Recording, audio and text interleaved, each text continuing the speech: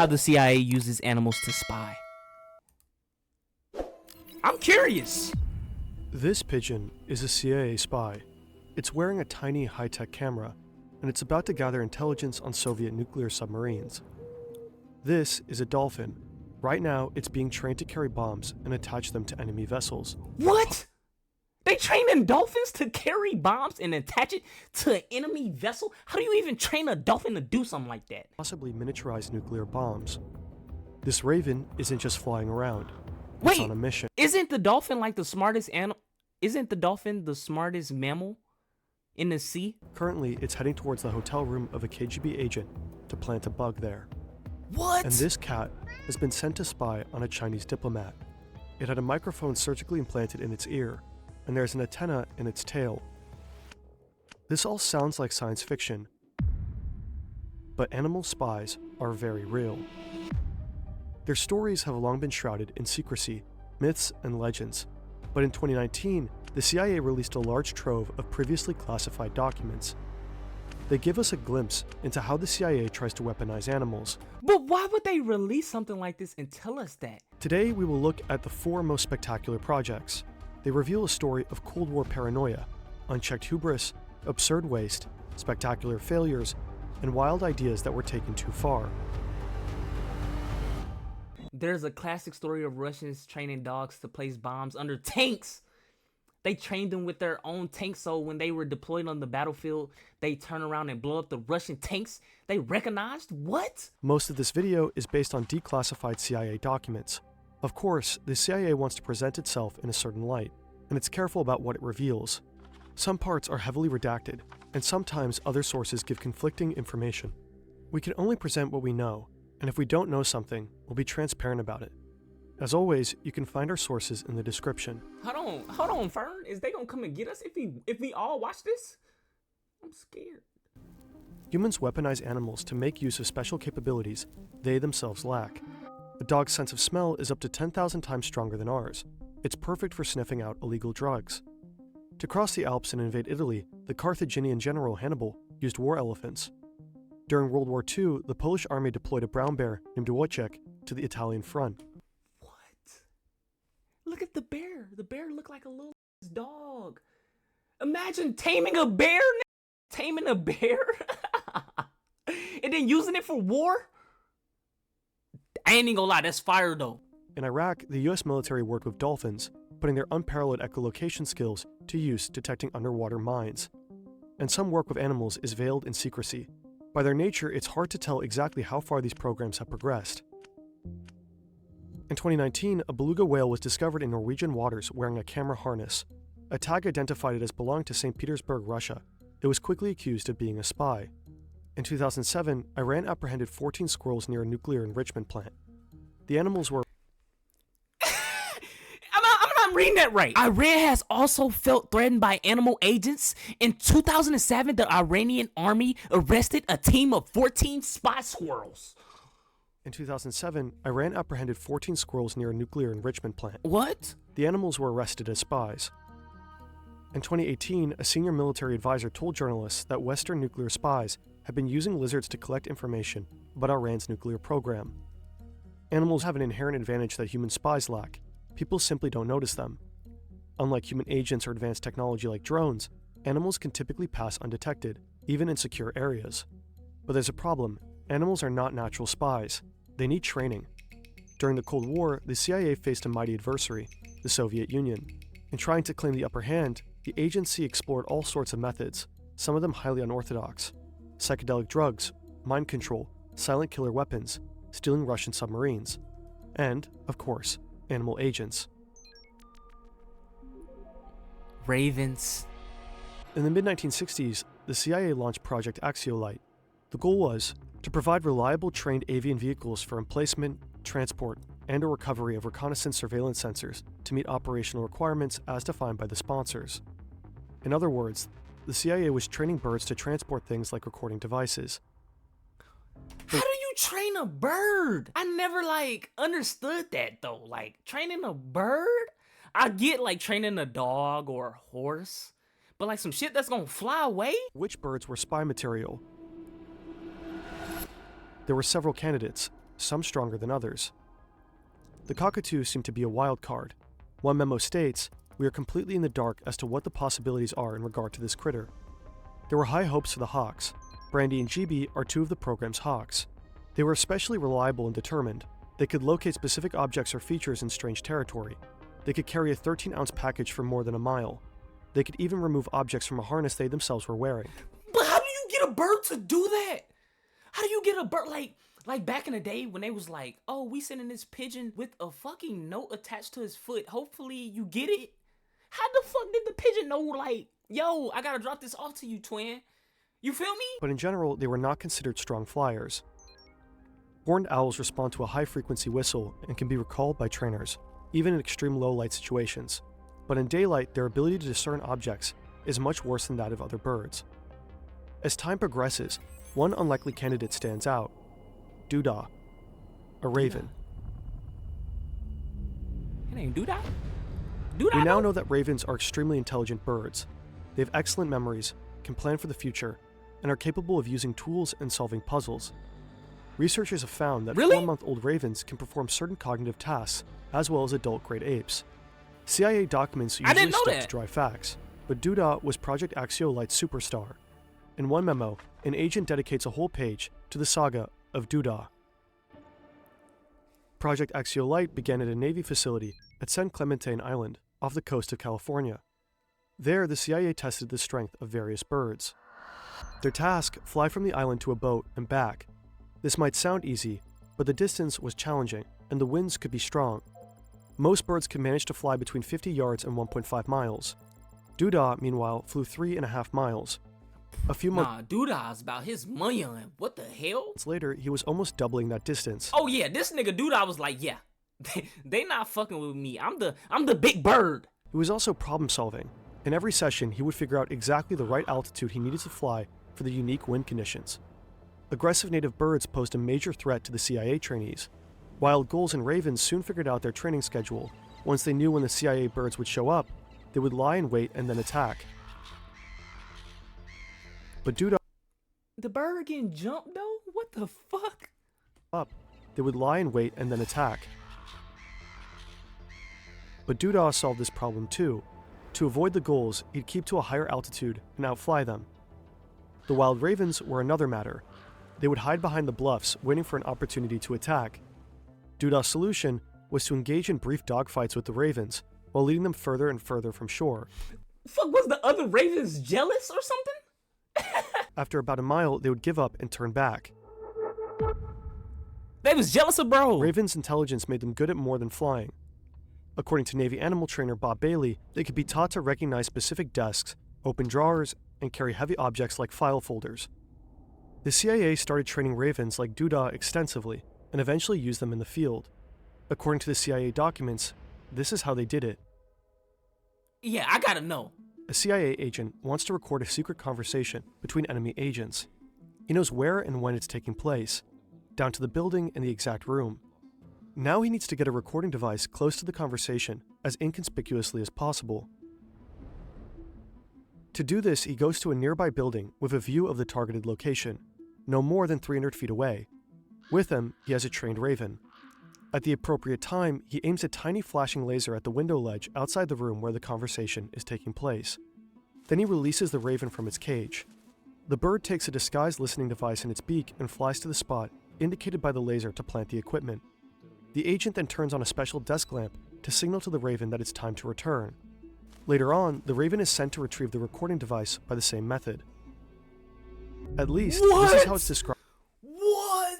That's fucking crazy. I'm not gonna lie. How do you even know you can do this?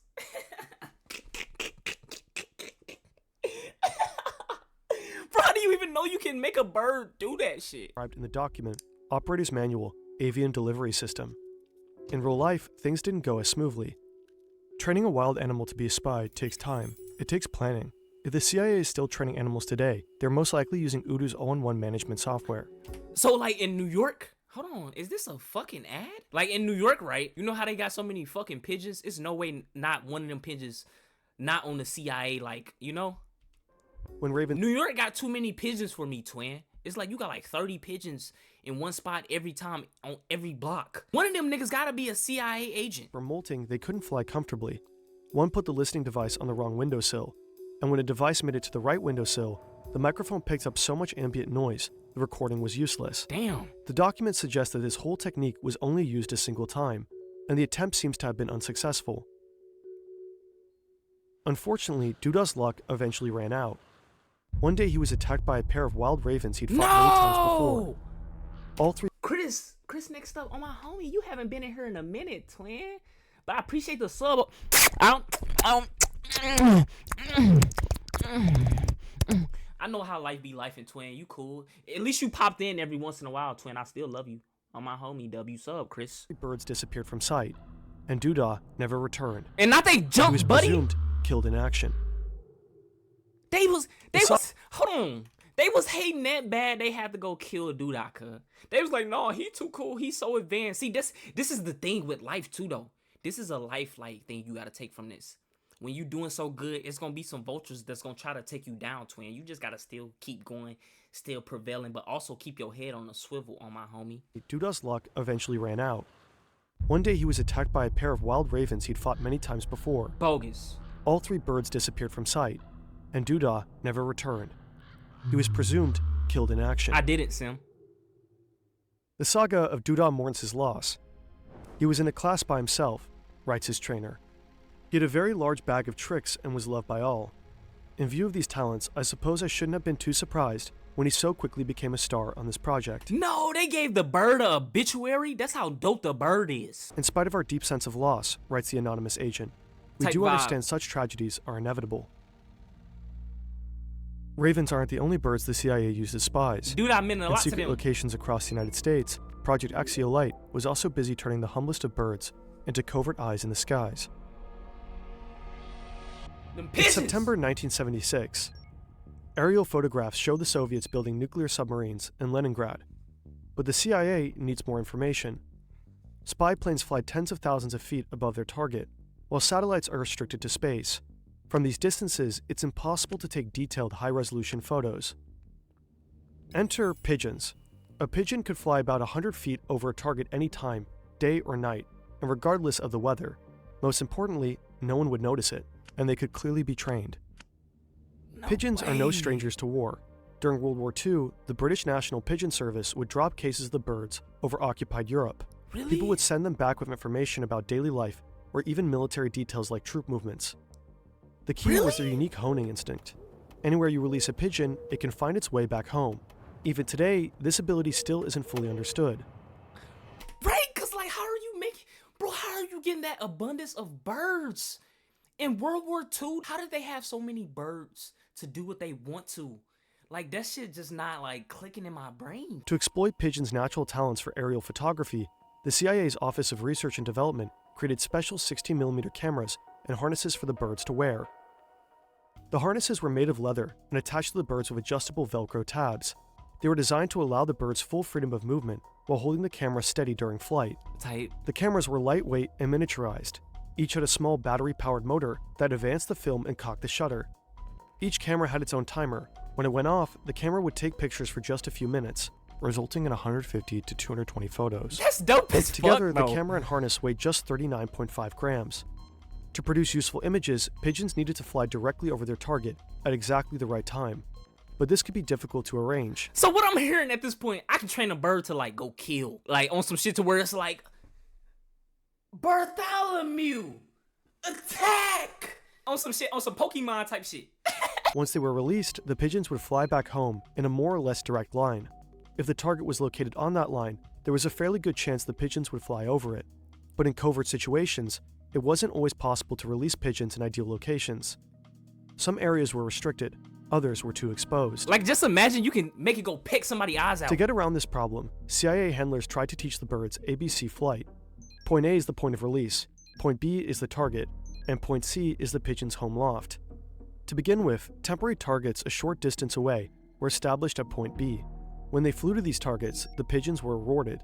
Over time, they were conditioned to expect this reward. Oh. Next, the reward at point B was eliminated, but to receive a reward at point C, they had to fly over point B first. And that's how they trained a pigeon to move from A to B to C. Basically food. That's how you can really train anything, I'm guessing, honestly, right? Food, an incentive. You know what I'm saying? Like dogs and shit. Like if a dog roll over. Okay, I never had a fucking pet, Corey. You talking about fucking no shit. I never had a fucking real pet I have to train. I'm not fucking How to Train the Dragon. What the fuck? Once the birds were conditioned, they moved on to longer training flights. Inflatable white radums 20 feet in diameter were used as Point B. The CIA trained and tested birds in lofts in Oregon, Virginia, Missouri, and Alaska. Alaska, it was noted, shared certain geographical features with areas of interest in the Soviet Union. Hold on, I might be fucking stupid. Because honestly, how else would you train an animal? How else would you really train an animal if you don't give it like an incentive of a snack or some shit like that? You know what I mean?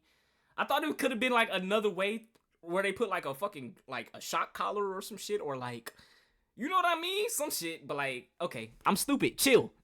And then y'all go all come out the fucking woodworks to agree. Look at you dick eaters. The training yielded mixed results. Birds were often lost along the way. Some birds simply flew away.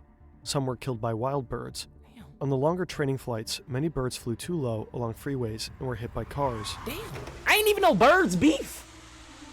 Birds sometimes disappeared while wearing the special equipment that had been developed for them.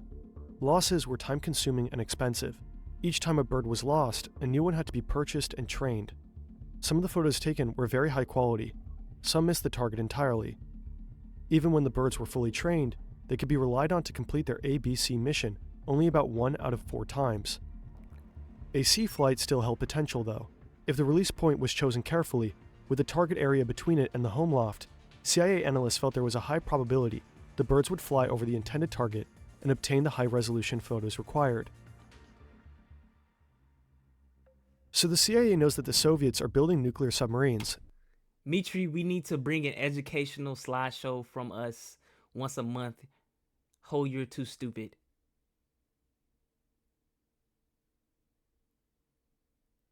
Now, why the fuck would we do some shit like that? Have to release the pigeons with the shipyards between himself and the pigeons' home loft. To do this without being detected will require clandestine release techniques. The documents mention 3 that are considered as options. One is releasing the birds from underneath a large overcoat. The second option is briefcases. Head ass! He gonna pull the bird out like a fucking magician. He gonna, hold on. Go ahead, do you. Head ass! Imagine seeing that in public. I'ma instantly know you a fucking CIA agent. You just pulled a fucking bird out of a briefcase or your fucking trench coat. And shopping bags with trick bottoms. The third option is this Volkswagen Beetle. A hole is cut in the floor. When the car is parked, pigeons are released through the hole. They waddle out from underneath the car and immediately take flight. The operation is to go ahead by August 1978, but here the trail goes cold. It's unclear whether the operation actually ever happened. The documents don't say. Now this is what I want to see. How the fuck do you train a dolphin? While the CIA's birds may have gathered invaluable aerial photo insights, other agents were being trained to sabotage enemy ships. This is James W. Fitzgerald. He's an engineer and physicist. It's 1964, and Fitzgerald has been thinking about dolphins a lot. At a cocktail party, he mentions that he believes the animals could be used in warfare. The person he's talking to happens to be an admiral in the US Navy. So that's the first thing he thought about when he thought about dolphins? Yeah, we could use these to blow shit up. That's the first thing you think of when you think of dolphins? Okay, this is a lunatic. He's intrigued enough to introduce Fitzgerald to someone from the CIA. Around the same time, the TV show Flipper debuts. It's about a crime-fighting dolphin in a marine reserve in the Florida Keys. Like most dolphins, Flipper is smart and friendly to humans, and he responds well to commands. We'll never know whether Fitzgerald and the CIA were inspired by Flipper. Wait, hold the fuck on. Responds well to commands. Like most dolphins, Flipper is smart and friendly to humans, and he responds well to commands. When did dolphins start learning how to do shit like that? We'll never know whether Fitzgerald and the CIA were inspired by Flipper, but it is plausible. According to the Washington Post, at this point, the CIA sends Fitzgerald to Florida, where he establishes a small laboratory. The same year, the CIA begins its dolphin program, Project Oxygas. CIA just be doing anything. The aim of Project Oxygas is to show that dolphins can be used in attacks against enemy ships. To this end, harnesses and nose cones are created to allow— Bro, what? is this contraption? How do you even think of this? Bro, the CIA literally can be doing the worst possible shit right now. The most unhuman-like shit we will never think of. And we will never know, because, like, who really thinks of this? They strapped a whole little, like, cast on his face and connected a bomb to it? They was like, oh yeah, this the idea. The aim of Project Oxygas is to show that dolphins can be used in attacks against enemy ships. To this end, harnesses and nose cones are created to allow the dolphins to carry items. Someone in the CIA even produces this drawing. The dolphins are happily towing the explosive devices given to them by their handlers on top of the submarine. The program quickly passes its first test. It demonstrates that a dolphin can place a simulated explosive device against the propeller of a PT boat anchored in the open sea. But how do you find out that they can do that? You know,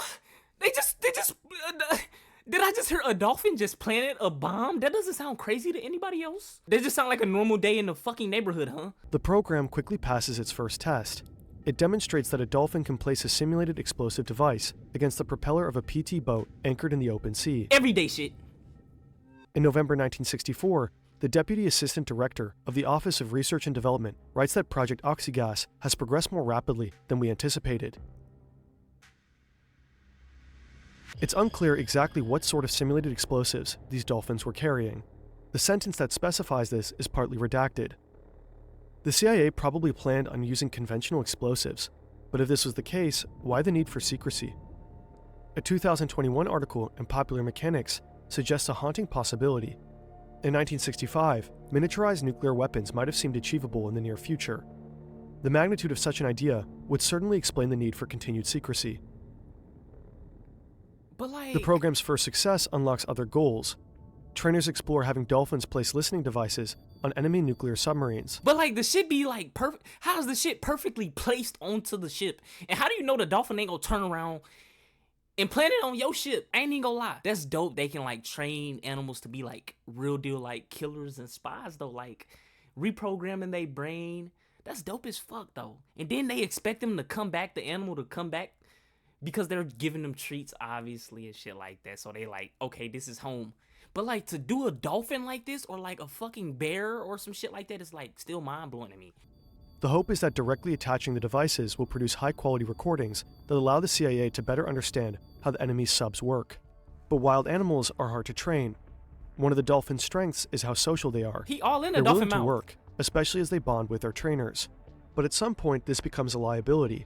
If the dolphins are performing tasks that please their trainers, then in the field, they'll need extra time to bond with agents. Hold on, she just kissed a dolphin. Have y'all ever touched a dolphin or seen a dolphin in person? I never have, not even at a zoo or anything.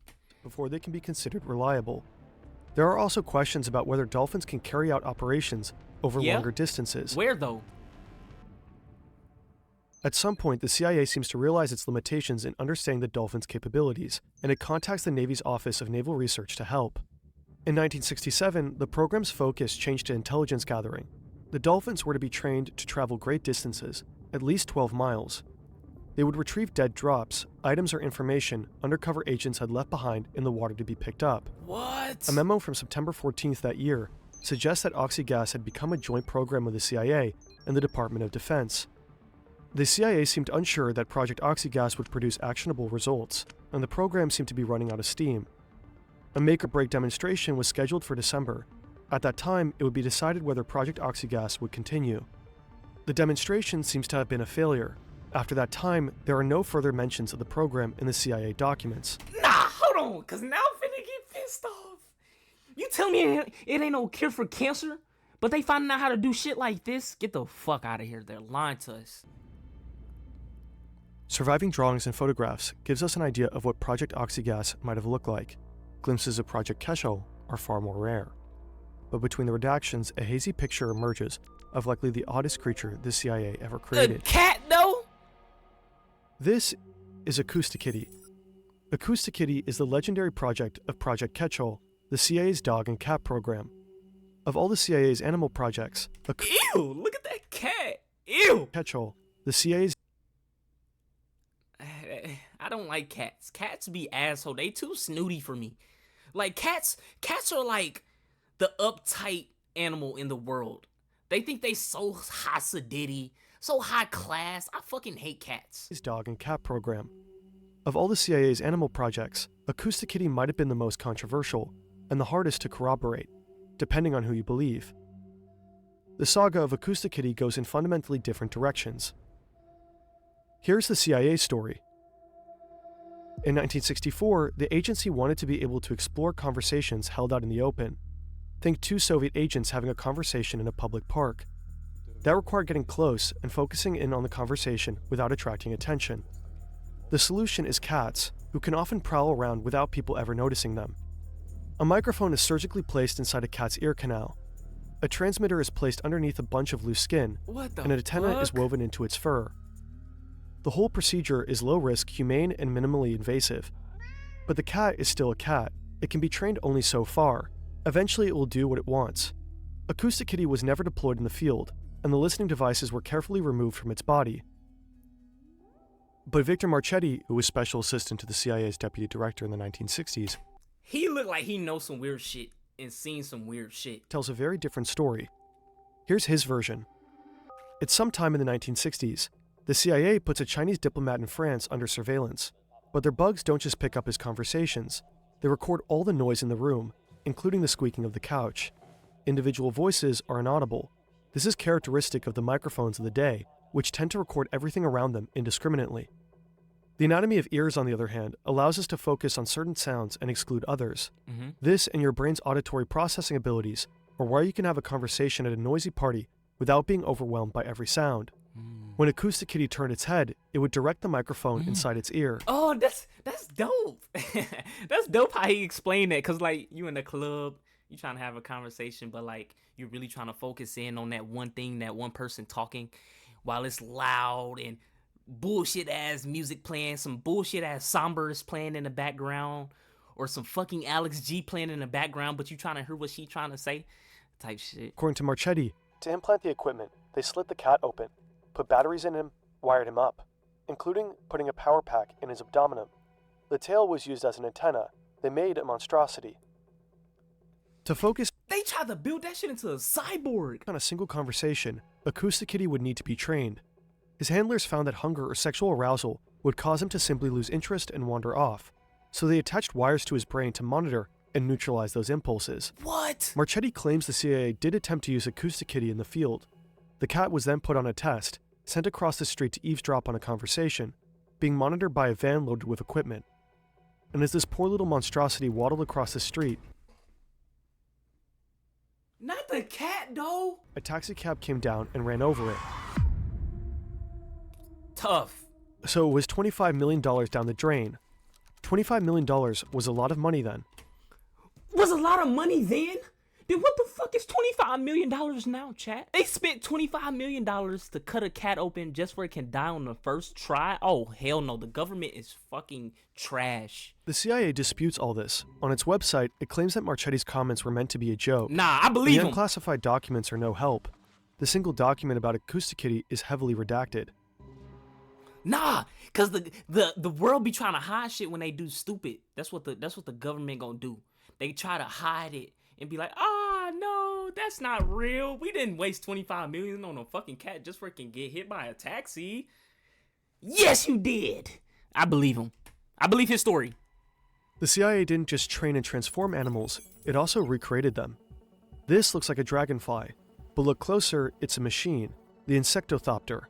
The CIA created this tiny gas-powered listening device back in the 70s. It contains a microphone, and it can flap its wings rapidly and fly just over 600 feet in a minute, guided by a laser beam. That's dope. A remarkable technical achievement, with some serious limitations. Even a light breeze can throw it off course immediately. Oh, that's ass. It was never used operationally. They just spending money. These niggas just spending money making shit. And then they wonder, why the fuck is the United States in debt? Ain't we in debt by like trillions? It's because they've been racking up bullshit over the years of doing dumb shit. The CIA's Deputy Director of Research and Development wrote that unfocused experimentation in the animal programs represented the worst kind of waste in terms of manpower and money. I just said that. The unclassified documents often suggest that the CIA was simply exploring what animals could do without having any real objective in mind. Wasting money. And the results are somewhat disappointing. Ravens were trained for years just to be killed by wild birds. Pigeons randomly disappeared R.I.P. with gear Doodah, worth or thousands Dado. of dollars. And depending on who you believe, an expensive cyborg cat was at best useless in the field, and at worst immediately hit by a car. The Bam! declassified documents suggest that by the mid-1970s, the animal projects had fizzled out. Despite this disappointment, the quest to weaponize animals continues. The United States Defense Advanced Research Projects Agency, known as DARPA, has been running programs aimed at controlling insects for espionage. In 2012, a team at MIT announced that it had developed a neural probe that plugged into moths' nervous systems, allowing for their flight to be controlled. Engineers at the University of Washington have implanted moths' antennae into the Smellithopter, a drone that can actually pick up smells. And in 2018, DARPA announced the Persistent Aquatic Living Sensors program. The program explored the possibility of using aquatic creatures as living alarm systems. What? That includes bioluminescent bacteria, which light up when disturbed by aquatic intruders. Another option was to study the sounds produced by snapping shrimp and Goliath grouper. In the case of the shrimp, disturbances in the audio could even indicate the size and shape of an intruder. It remains to be seen.